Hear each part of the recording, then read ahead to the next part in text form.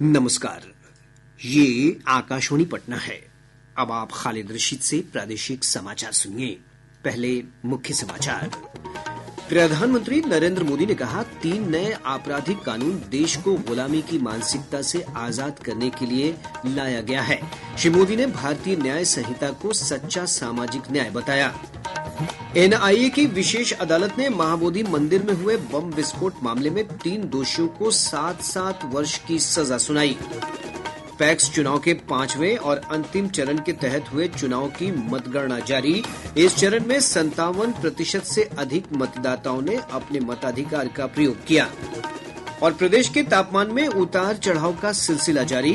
मौसम विभाग के अनुसार अगले 2 दिनों के दौरान तापमान में 2 डिग्री सेल्सियस तक की कमी आने की संभावना। अब समाचार विस्तार से।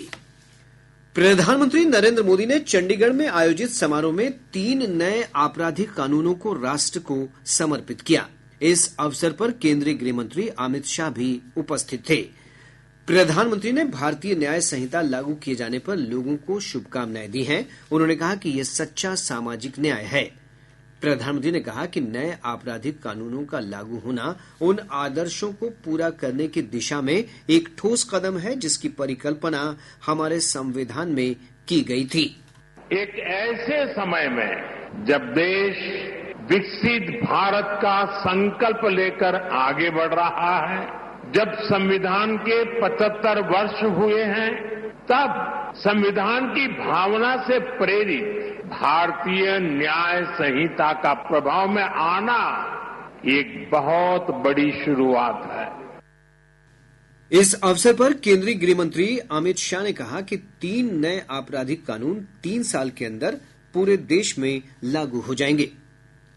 राज्य सरकार ने प्रदेश में चल रहे भूमि सर्वेक्षण के लिए स्वघोषणा की समय सीमा 180 कार्य दिवस के लिए और बढ़ा दी है।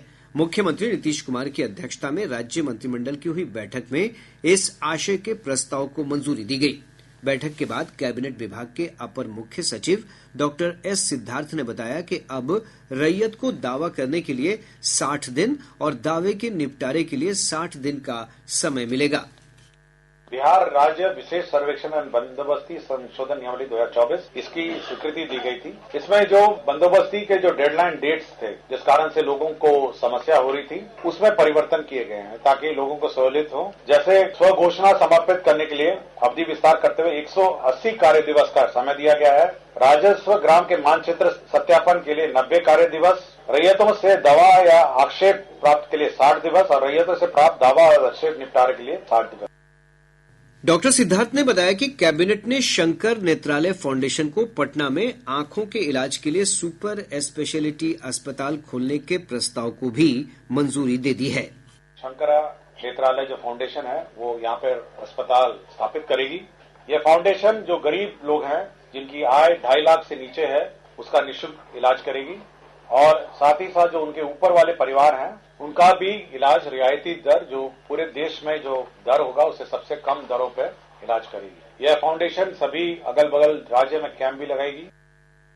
राज्य मंत्रिमंडल ने सभी राजकीय आयुर्वेदिक, होम्योपैथिक और यूनानी चिकित्सा महाविद्यालय और अस्पताल में रोगियों को उपचार की अवधि में जीविका के तहत दीदी की रसोई के माध्यम से भोजन उपलब्ध कराने के प्रस्ताव को मंजूरी दे दी है।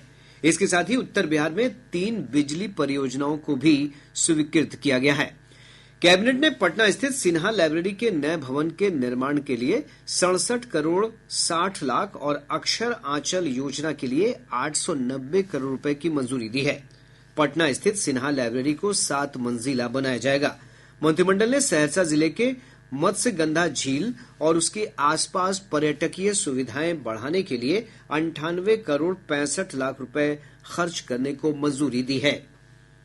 राज्य सरकार ने लोगों की परेशानियों को देखते हुए भूमि सर्वेक्षण को लेकर कई बदलाव किए हैं। राजस्व और भूमि सुधार विभाग के सचिव जयसिंह ने बताया कि किस्तवार की समाप्ति या 180 कार्य दिवस जो पहले हो तक रैयत स्वघोषणा दाखिल कर सकते हैं। किश्तवार का कार्य समाप्त होने से पूर्व, यानी कि अगर उस गांव में किश्तवार प्रारंभ हो गया है और किश्तवार जो है वो समाप्त हो जाता है, तो उसकी समाप्ति के पश्चात ये अब स्वघोषणा नहीं दी जा सकती है। यानी 180 कार्य दिवस या किश्तवार की समाप्ति जो भी पहले हो उतनी अवधि तक आप दावा ये स्वघोषणा एवं वंशावली समर्पित कर सकते। दूसरा, खानापूरी पर्चा के पश्चात दावा आपत्तियों को दिए जाने की जो समय सीमा पूर्व में 15 दिन थी उसको अब बढ़ा करके 30 दिन कर दिया गया है। यानी जब खानापूरी पर्चा का वितरण किया जाता है उस तिथि से 30 कार्य दिवस तक आप अपनी दावा आपत्तियों को दे सकते हैं और इस पर सुनवाई के पश्चात जो इसका निष्पादन करने की जो समय सीमा है पूर्व में 30 दिन थी उसको बढ़ा करके 60 दिन कर दिया गया। शिक्षा विभाग ने वर्ष 2025 का कैलेंडर जारी कर दिया है। कैलेंडर के अनुसार अगले वर्ष सरकारी विद्यालयों में 72 दिनों की छुट्टी होगी। विभाग ने कैलेंडर में शीतकालीन छुट्टी को भी मंजूरी दी है। अगले वर्ष 25 दिसंबर से 31 दिसंबर के बीच विद्यालयों में शीतकालीन छुट्टी रहेगी। वहीं 2 जून से 21 जून तक गर्मी की छुट्टियां रहेंगी। विभाग द्वारा जारी आदेश के अनुसार लंबी छुट्टी के दौरान शिक्षक बच्चों को गृह कार्य और प्रोजेक्ट के लिए टास्क भी देंगे तथा अवकाश के बाद उनके कार्यों का मूल्यांकन करेंगे। शिक्षा विभाग ने अगले कैलेंडर वर्ष से सरकारी और सरकारी सहायता प्राप्त विद्यालयों में 1ली से 12वीं कक्षा में अध्ययनरत विद्यार्थियों के लिए मासिक परीक्षा की व्यवस्था समाप्त कर दी है। अब अगले वर्ष जनवरी महीने से आंतरिक मूल्यांकन के लिए साप्ताहिक परीक्षा विद्यालय स्तर पर आयोजित की जाएगी। वहीं 1ली से 8वीं कक्षा के विद्यार्थियों के लिए त्रैमासिक, अर्धवार्षिक और वार्षिक परीक्षा का आयोजन राज्य शिक्षा शोध और प्रशिक्षण परिषद द्वारा किया जाएगा। साथ ही 9वीं से 12वीं कक्षा के विद्यार्थियों के लिए त्रैमासिक, अर्धवार्षिक और वार्षिक परीक्षा का आयोजन बिहार विद्यालय परीक्षा समिति की ओर से किया जाएगा। राष्ट्रीय जांच एजेंसी एनआईए की पटना स्थित विशेष अदालत ने बोधगया के महाबोधि मंदिर में हुए बम विस्फोट और बमों की बरामदगी के मामले में 3 दोषियों को 7-7 वर्ष की कारावास की सजा सुनाई है। अदालत ने सब पर 10-10 हजार रुपए का अर्थदंड भी लगाया है। एनआईए के विशेष न्यायाधीश अभिजीत सिन्हा ने सजा के बिंदुओं पर फिर से सुनवाई के बाद यह निर्णय लिया। गौरतलब है कि 7 वर्ष पूर्व महाबोधि मंदिर परिसर में बम विस्फोट की घटना हुई थी। प्रदेश में पैक्स चुनाव के 5वें और अंतिम चरण के तहत हुए मतदान की मतगणना आज हो रही है। मतगणना को लेकर केंद्रों पर सुरक्षा के व्यापक इंतजाम किए गए हैं। इस चरण में 33 जिलों के 107 प्रखंडों के 1098 पैक्स के लिए कल मतदान हुआ था। कल 57% से अधिक मतदाताओं ने अपने मताधिकार का प्रयोग किया। प्रादेशिक समाचार आप आकाशवाणी पटना से सुन रहे हैं। ताजा समाचारों के लिए आप हमारे एक्स हैंडल AIR_News पटना पर जा सकते हैं। प्रदेश के तापमान में उतार चढ़ाव का सिलसिला जारी है। पछुआ हवा की रफ्तार कम होने से अधिकतम और न्यूनतम तापमान अभी भी सामान्य से ऊपर बना हुआ है। मौसम विभाग से मिली जानकारी के अनुसार पिछले 24 घंटों के दौरान किशनगंज राज्य का सबसे ठंडा स्थान रहा, जहां का न्यूनतम तापमान 10.5 डिग्री सेल्सियस रिकॉर्ड किया गया। विभाग ने अपने पूर्वानुमान में कहा है कि अगले 2 दिनों के दौरान तापमान में 2 डिग्री सेल्सियस तक की कमी आने की संभावना है। हालांकि न्यूनतम तापमान सामान्य से ऊपर बना रहेगा। इसके साथ ही गया, खगड़िया, दरभंगा, मधुबनी, अरवल, भोजपुर समेत राज्य के विभिन्न भागों में सुबह और शाम के समय मध्यम स्तर का कोहरा छाया रहेगा। मुख्य सचिव अमृतलाल मीणा ने प्रखंड कार्यालयों के लिए भूमि आवंटन का निर्देश अधिकारियों को दिया है। उन्होंने ग्रामीण विकास विभाग के कार्यों की समीक्षा के दौरान कहा कि जिन प्रखंड सह अंचल कार्यालयों के भवन के लिए जमीन नहीं है, उन्हें शीघ्र जमीन आवंटित की जाए। श्री मीणा ने पुराने और जर्जर प्रखंड कार्यालयों की जगह पर नया कार्यालय भवन बनाने का निर्देश दिया। उन्होंने मनरेगा के तहत पंचायतों में बनने वाले खेल मैदान को लेकर लेआउट के साथ सामग्री की आपूर्ति का आदेश भी दिया है। राज्य स्वास्थ्य समिति के सामुदायिक स्वास्थ्य पदाधिकारी CHO की ऑनलाइन परीक्षा के दौरान कंप्यूटर से छेड़छाड़ के मामले में आर्थिक अपराध इकाई EOU ने पटना और दानापुर के कई इलाकों में छापेमारी की। इस दौरान कई दस्तावेज जब्त किए गए हैं। गौरतलब है कि गड़बड़ी के आरोप में इस परीक्षा को रद्द कर दिया गया था और जांच की जिम्मेवारी EOU को सौंपी गई थी। प्रधानमंत्री आवास योजना शहरी के तहत नगर निकायों में आवास बनाने के लिए 226 करोड़ रुपए का आवंटन किया गया है। नगर विकास और आवास विभाग से प्राप्त जानकारी के अनुसार ये राशि लाभुकों को दूसरी किस्त के रूप में दी जाएगी। ये राशि व्यक्तिगत पात्रता वाले परिवारों को अपनी भूमि पर नए मकान बनाने के लिए दी जाएगी। भवन निर्माण मंत्री जयंत राज ने कहा है कि सरकारी भवनों, अतिथि गृह और निरीक्षण भवनों की बुकिंग अब ऑनलाइन माध्यम से कराई जा सकती है। श्री राज ने पटना में ऑनलाइन बुकिंग के लिए पोर्टल का लोकार्पण करते हुए कहा कि इन सरकारी भवनों को आम लोग भी बुकिंग करवा सकते हैं। सरकार ने इनके लिए किराया भी तय कर दिया है। मंत्री ने कहा कि इस फैसले से सरकार के राजस्व में वृद्धि होगी, साथ ही राज्य में पर्यटन उद्योग को बढ़ावा मिलेगा। राज्य निवेश प्रोत्साहन परिषद की बैठक में निवेश के 8 प्रस्तावों को मंजूरी दी गई है। इसके तहत विभिन्न योजनाओं के लिए 193 करोड़ रुपए निवेश किए जाएंगे। उद्योग विभाग की सचिव वंदना प्रेसी ने परिषद की बैठक के बाद कहा कि इसके अलावा 2 करोड़ रुपए तक पूंजी निवेश के एक और प्रस्ताव को सैद्धांतिक मंजूरी दी गई है।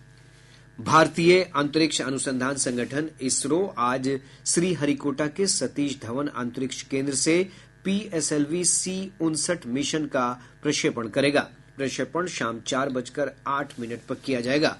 PSLV C-59 से यूरोपीय अंतरिक्ष एजेंसी के प्रोबा 3 उपग्रहों का प्रक्षेपण होगा। प्रोबा 3 यूरोपीय अंतरिक्ष एजेंसी का कक्षा निरूपण मिशन है। ये उपग्रह सूर्य के प्रभामंडल, इसके आसपास के वातावरण, अंतरिक्ष के मौसम और सौर पवन का अध्ययन करेंगे। बिहार विधान परिषद के तिरहुत स्नातक क्षेत्र के लिए उपचुनाव के लिए कल मतदान होगा। निर्वाचन आयोग ने शांतिपूर्ण मतदान के लिए व्यापक इंतजाम किए हैं। आयोग ने पटना में एक नियंत्रण कक्ष स्थापित किया है, जिसका दूरभाष नंबर है 0612221561 पटना के पाटलिपुत्र खेल परिसर में खेली जा रही 32वीं राष्ट्रीय जूनियर तलवारबाजी प्रतियोगिता के सेवर व्यक्तिगत स्पर्धा में हरियाणा की आखिरी ने स्वर्ण पदक जीता है। वहीं ईपी व्यक्तिगत स्पर्धा के बालक वर्ग में पंजाब के बलराम जोशी ने स्वर्ण पदक जीता। अब पटना से प्रकाशित प्रमुख समाचार पत्रों की सुर्खियां। आज के सभी समाचार पत्रों ने राज्य मंत्रिमंडल के निर्णय से जुड़ी खबर को प्रमुखता से प्रकाशित किया है। हिन्दुस्तान ने इस खबर का शीर्षक लगाया है, जमीन सर्वे कागजात 31 मार्च तक जमा होंगे। दैनिक जागरण लिखता है, बोधगया विस्फोट मामले में 3 आरोपितों को 7 साल की सजा। दैनिक भास्कर ने झारखंड से जुड़ी खबर को प्रमुखता देते हुए लिखा है, मंत्रिमंडल का विस्तार कल, राजभवन में दोपहर 12:30 बजे मंत्री लेंगे शपथ। प्रभात खबर की सुर्खी है, बिहार बोर्ड ने मैट्रिक और इंटर के 75 टॉपरों को किया सम्मानित। राष्ट्रीय सहारा ने IPS अधिकारियों के तबादले पर लिखा है, कुंदन कृष्णन बने ADG मुख्यालय। और अब अंत में मुख्य समाचार एक बार फिर। प्रधानमंत्री नरेंद्र मोदी ने कहा, 3 नए आपराधिक कानून देश को गुलामी की मानसिकता से आजाद करने के लिए लाया गया है। श्री मोदी ने भारतीय न्याय संहिता को सच्चा सामाजिक न्याय बताया। NIA की विशेष अदालत ने महाबोधि मंदिर में हुए बम विस्फोट मामले में 3 दोषियों को 7-7 वर्ष की सजा सुनाई। पैक्स चुनाव के 5वें और अंतिम चरण के तहत हुए चुनाव की मतगणना जारी। इस चरण में 57% से अधिक मतदाताओं ने अपने मताधिकार का प्रयोग किया। और प्रदेश के तापमान में उतार चढ़ाव का सिलसिला जारी। मौसम विभाग के अनुसार अगले 2 दिनों के दौरान तापमान में 2 डिग्री सेल्सियस तक की कमी आने की संभावना। इसके साथ ही आकाशवाणी पटना से प्रसारित प्रादेशिक समाचार का ये अंक समाप्त हुआ।